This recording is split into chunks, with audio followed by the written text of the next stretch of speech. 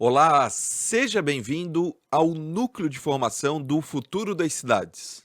Momento onde eu, Freitas, comentarei alguns temas específicos para ajudar todos que nos acompanham aqui no canal O Futuro das Cidades sobre assuntos extremamente relevantes para quem se importa com a sua cidade. No dia de hoje, nós trataremos sobre licitação, um tema recorrente, muito comentado no Brasil e em outros países, que é uma ferramenta utilizada pelo Estado para dar um retorno positivo às pessoas. O Estado arrecada tributos da população e, para dar um retorno na área de segurança, saúde, educação, assistência social e etc., ele realiza várias formas de contratação pública, popularmente conhecido como licitação. Aqui nós comentaremos sobre o início deste procedimento, como ele surgiu, como era antes das formações positivas, ou seja, das leis sobre licitação, e falaremos sobre quais artigos na Constituição do Brasil existem as normativas iniciais sobre licitação. Então vamos lá. Primeiro momento, como era antigamente? Foi somente nos últimos 300 anos que o Estado, ou seja, o país, não só no Brasil, mas em outras nações também, começou a aumentar o seu poder de influência na vida das pessoas. Isso trouxe no dia a dia uma maior percepção das pessoas de que o Estado realizaria ações de políticas públicas buscando o bem-estar das pessoas. Obviamente, levaremos em consideração o que deveria ser a atuação do gestor público. Não levaremos em consideração aqui, neste episódio, os momentos negativos de corrupção praticadas por intermédio de licitação, ok? Foi somente nos últimos 300 anos que o Estado realiza essas ações de contratação pública. Anteriormente, a este período, o Estado não era o grande responsável pela saúde, pela educação, pela assistência social de qualquer um dos cidadãos da nação. Geralmente era responsável especificamente pela segurança. Os monarcas, os déspotas, os aristocratas, nomes dados às figuras que coordenavam as nações anteriormente, arrecadavam tributos das pessoas quando havia uma necessidade de proteção ou manutenção, construção de alguma estrada, ponte, etc. Nos últimos 300 anos, com o aumento das incumbências, das competências dadas ao Estado pelas constituições dos países, é que houve este crescimento da estrutura do Estado. E aí nós vemos o seguinte ponto. Quando o Estado passou a deter o poder primordial das políticas públicas. Basicamente, nos últimos 200 anos, quando o Estado percebeu a necessidade de atuar de maneira mais aprofundada na área de educação. Quando foram criados os primeiros ministérios de educação e a criação das ementas e a padronização das escolas, não somente no Brasil, mas em outros países. Destaco aqui que, historicamente, foi pela Revolução Industrial que houve uma percepção dos gestores de uma nação da necessidade de construção de padrões escolares que dessem base mínima educacional para os cidadãos realizarem suas tarefas. Após isso, nós temos que perceber qual é o papel das pessoas nesse momento de políticas públicas. Antes deste período, de 300 anos, as pessoas tinham muito mais liberdade para a escolha do que desejariam fazer da sua vida. Se desejassem estudar determinada área, elas não tinham uma prisão específica de uma ementa criada pelo Estado para realizar a sua formação escolar. Atualmente, praticamente em todos os países, é o Estado que detém os requisitos mínimos de formação. Após essa percepção do Estado de avançar na área educacional, também percebeu-se a necessidade de arrecadar cada vez mais dinheiro da população para dar um retorno em algumas áreas, como a área de assistência social e saúde. O ponto nevrálgico dessa percepção foi há 200 anos, quando as constituições deram um passo extremamente importante para quem defende essa teoria de avanço do Estado, de uma construção maior dessa estrutura. E por uma obviedade, quanto mais estrutura, quanto maior o poder do Estado, maior a arrecadação e, consequentemente, maior devem ser as regras de gestão deste dinheiro arrecadado e do seu gasto. Trazendo mais para perto da história brasileira, no caso do nosso país, o que diz a Constituição é que, basicamente, cabe à União a delimitação das regras gerais, aos estados, ao Distrito Federal e às cidades, aos municípios, fazerem regras localizadas de implementação das leis gerais publicadas pela União. A gente vai ver algumas delas para deixar mais clara esta percepção constitucional das regras mínimas de licitação, ok? Iniciaremos pelo artigo 22, que diz que compete privativamente, ou seja, é única e exclusiva a competência para a União legislar sobre, e aí a gente tem um inciso extremamente importante para este tema, que é o inciso 27, que diz o seguinte, a gente vai ler esse dispositivo para ficar extremamente clara a percepção das regras gerais sobre licitação. O que esse artigo diz? Que é privativa da União as normas gerais de licitação e contratação. Licitação, então, é o momento onde o Estado escolhe o fornecedor para entregar algo, para fornecer algum serviço, para realizar uma obra, por exemplo. E a contratação, as regras de contratação, é o momento de execução do contrato. Então, a gente já começa sabendo essas duas situações.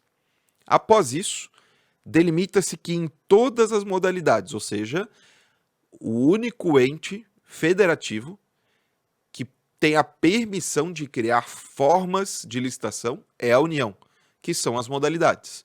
Nos próximos episódios que nós tratarmos sobre licitação, nós veremos a concorrência, o pregão e outras formas outras modalidades, melhor dizendo, de contratação. Continuando aqui no artigo. Para as administrações públicas diretas, autárquicas e fundacionais, ou seja, a administração direta e indireta. A direta é a que está na linha mestra da hierarquia nacional. Poder executivo, no caso de uma cidade, por exemplo, é a prefeitura, é a Câmara de Vereadores. A administração indireta são fundações públicas, como a Fundação de Esporte, por exemplo, ou a Fundação de Saúde.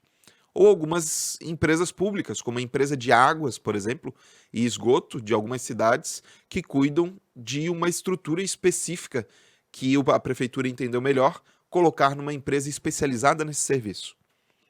E aqui todas as esferas, a União, Estado, Distrito Federal e municípios, obedecendo regras, princípios escritos no artigo 37, inciso 21, e também o artigo 173, parágrafo 1º, inciso 3º, dispositivos que nós veremos agora, ok? Então, nós temos as regras gerais dadas pelo artigo 22, inciso 27, que precisa ter uma base no artigo 37 da Constituição, que, para quem estuda gestão pública, já sabe que é o artigo base da administração pública, porque fala dos 5 princípios mínimos que qualquer gestor público precisa se embasar. Vamos ler para ter uma maior claridade do que nós estamos falando. A administração pública, direta e indireta, de qualquer dos poderes da União, Estados, Distrito Federal e municípios, obedecerá aos princípios de legalidade. O Estado não pode fazer nada fora dos limites legais. Diferente do particular, que ele pode fazer o que a lei não proíbe, ok? Segundo princípio, impessoalidade. O gestor público não pode se utilizar da máquina pública de maneira pessoal a dar-lhe benefícios que não sejam os permitidos em lei. E mesmo que haja um benefício em lei, eles precisam obedecer a alguns princípios que não estão aqui nesse dispositivo, mas que são levados em consideração para a análise de uma lei, que são os princípios da razoabilidade, da proporcionalidade, da indisponibilidade do interesse público e etc., que nós veremos em outros episódios. Terceiro princípio, da moralidade. Aqui nós encontramos a base filosófica da honestidade inserida nesse dispositivo da Constituição. E uma lei muito específica que trata deste princípio é a lei da improbidade administrativa, que também vai ser motivo de um episódio futuro. Quarto princípio que eu quero destacar é o da publicidade, que determina como regra que todos os atos públicos sejam efetivamente públicos, ou seja, colocados à disposição das pessoas. Porém, existem momentos de necessidade específica de que determinados atos sejam sigilosos, como a apresentação de uma proposta durante um processo de licitação, até o momento que a lei permita que seja aberta essa proposta. Observando, por exemplo, que em um episódio futuro nós falaremos sobre a lei de acesso à informação, que inclusive permite determinados sigilos por conta de alguns temas especiais de segurança nacional. E o quinto e último princípio deste artigo, que é o da eficiência, não estava em 1988 na publicação da Constituição. Ele veio com uma emenda à Constituição praticamente 10 anos depois, já no final da década de 90, porque houve uma percepção nacional de uma necessidade de alteração das leis e da estrutura nacional para que o Estado brasileiro fosse mais eficiente. E por uma obviedade, como princípio base da Constituição, a eficiência precisaria ser inserida neste artigo 37. Perfeito? Vamos agora analisar um dos incisos deste artigo 37, que trata diretamente sobre licitação, que é o inciso 21. Esse inciso é base das leis gerais de licitação. E ele trata do seguinte: ressalvados os casos especificados na legislação, ou seja, devemos observar leis especiais dependendo da matéria a ser realizada em contratação pública. Todas as obras, serviços, compras e alienações, alienação é o momento de desfazimento, ou seja, venda ou doação de um bem público, serão contratados mediante processo de licitação pública, ou seja, um processo administrativo com passos especificados para que o dinheiro arrecadado da população seja bem utilizado, com transparência, com controle, com formas de medição da eficiência deste procedimento. E, obrigatoriamente, há necessidade de assegurar igualdade de condições a todos os concorrentes. Igualdade de condição a todos que possam cumprir as regras mínimas estabelecidas nesse processo de licitação. Por exemplo, uma empresa que deve tributo, ela não pode participar de licitação. A gente vai ver mais para frente, nos próximos episódios de licitação, quais são as regras específicas destas situações. Continuando. Também com cláusulas que estabeleçam a obrigação de pagamento, porque o Estado não pode dar calote, vamos dizer assim. Ele muitas vezes demora para pagar, mas se o particular cumpriu com a sua parte, ele tem o direito de receber e o Estado, seja um município, por exemplo, o Estado ou a União, tem o dever de pagar. Mantidas as condições da proposta, ou seja, a proposta dada pelo particular, pelo fornecedor, ela deve ser cumprida nos termos da lei, porque é a lei que determina as regras de contratação, o qual somente permitirá, ou seja, um limite para o Estado, ele só pode exigir qualificações técnicas e econômicas que comprovadamente sejam indispensáveis para garantir o cumprimento das obrigações, ou seja, só podemos exigir do particular que ele comprove durante o processo de licitação características mínimas que garantam ao Estado que ele, além do preço, possui as características técnicas e econômicas mínimas para ele cumprir o contrato. Perfeito? E aí a gente vai avançar porque temos o artigo 173, que estava no início da nossa apresentação, no artigo 22, sobre as competências de atuação da União em licitação. E esse artigo 173 diz que, ressalvados os casos especificados na Constituição, a exploração direta de atividade econômica pelo Estado, ou seja, o Estado atuando na economia, só será permitida quando necessária aos imperativos da segurança nacional ou a relevante interesse coletivo. Obviamente que esse dispositivo escrito em 1988, comparado à realidade da sociedade brasileira em 2021, que é o ano da gravação desse vídeo, é totalmente diferente, porque nós temos mais de 20 anos de diferença do momento onde foi concebida esta norma e da necessidade de participação do Estado. Hoje, a indústria, o comércio, as tecnologias existentes no Brasil, as inovações produzidas pela população brasileira, nos permitem trazer para o mundo particular, para o mercado, soluções que antes eram realizadas somente pelo Estado. Perfeito?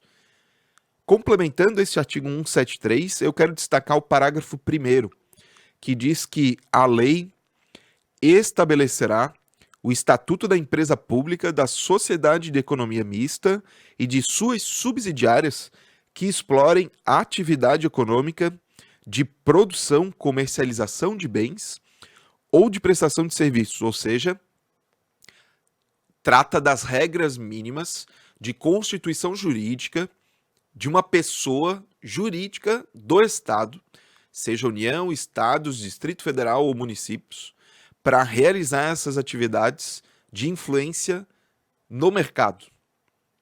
E estas empresas, estas personalidades jurídicas, também precisam seguir a licitação, assim como diz aqui o inciso 3º, dizendo que eles vão seguir a licitação e contratação de obras, serviços, compras e alienações, observados os princípios da administração pública. Então vejam, a administração pública direta e indireta precisam obrigatoriamente seguir as normas de princípios públicos e licitação. Então, toda vez que você que está assistindo este episódio perceber que o Estado, que a sua cidade está fazendo algum procedimento de contratação pública, esta base da Constituição deve ser seguida. Perfeito? Avançando, eu quero fazer uma menção sobre o artigo 175 também da Constituição, que diz que incumbe ao poder público, ou seja, todas as esferas, União, Estados, Distrito Federal e municípios, na forma da lei, ou seja, uma lei tem que regulamentar, de forma direta ou sob o regime de concessão ou permissão, que são duas formas de contratação pública também que veremos em episódios futuros, sempre através de licitação. Sempre através de licitação, ou seja, o procedimento de contratação pública. A prestação de serviço público. Então, toda vez que nós termos o serviço de fornecimento de água, o serviço de tratamento de esgoto, o serviço de transporte público ou outros, eles sempre se utilizam de algum procedimento de licitação.